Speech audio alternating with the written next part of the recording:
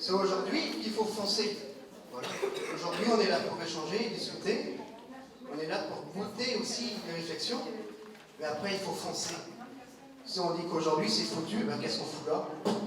Le levier consommation est bien moins important, je pense, que le levier recrutement. C'est-à-dire penser à prendre un travail avec un réel impact environnemental.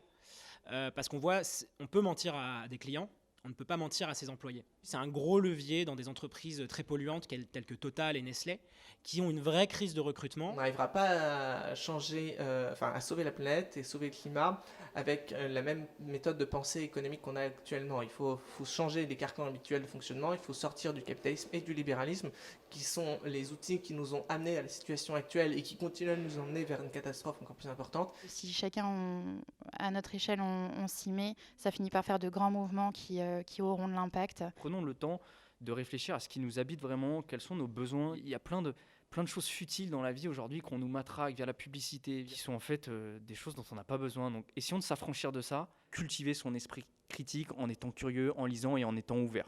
L'enjeu, c'est de travailler tous ensemble. On a encore matière à se battre pour lutter justement contre la pollution. Avec l'environnement, on ne peut pas rester seul.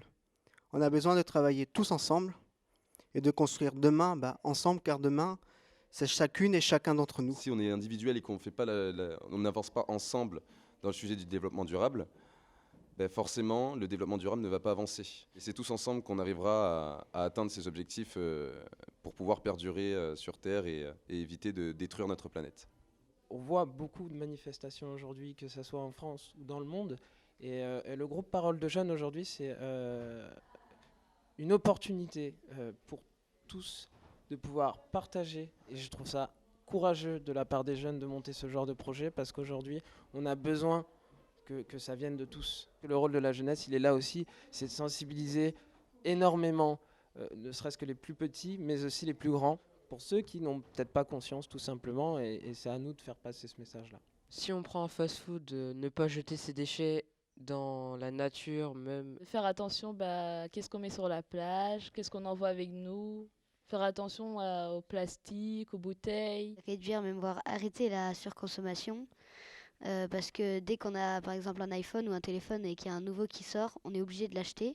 Aussi le suremballage, parce que ça qui fait beaucoup de déchets. Je voulais dire qu'il faut prendre plus soin de l'environnement en faisant des gestes simples, comme faire attention d'où viennent nos produits et essayer de prendre local. Pour moi, ce qui est important, c'est de recycler. Il faut arrêter de jeter ses déchets et de polluer la mer, parce que c'est pas cool. Individuellement, c'est comme ça qu'on peut changer les choses.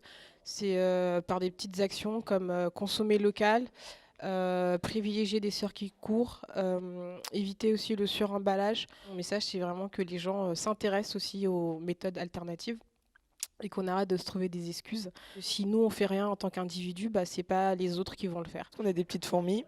Et c'est important que chacun apporte sa pierre à l'édifice, parce qu'une fourmi, si elle était toute seule, elle ne pourrait pas construire la fourmilière. Tandis qu'à plein, on peut vraiment soulever des montagnes.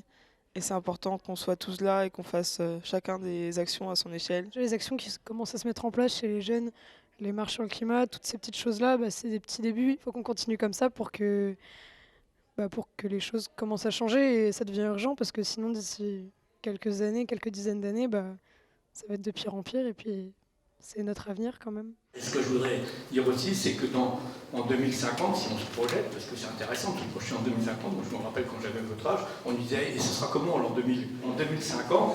Bon, la montée des eaux sera vraiment effective, elle sera vraiment très réelle, même si ça sera un peu long à arriver. Et les terres les plus fertiles du monde vont être immergées par les eaux salées.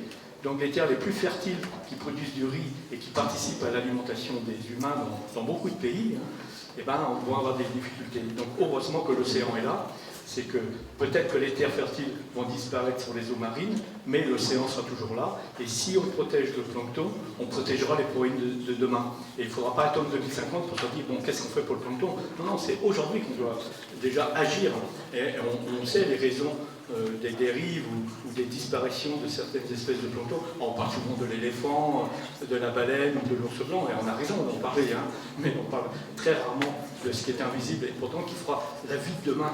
Et les protéines que vous trouverez pour nourrir les 10 milliards d'êtres humains sont dans l'océan.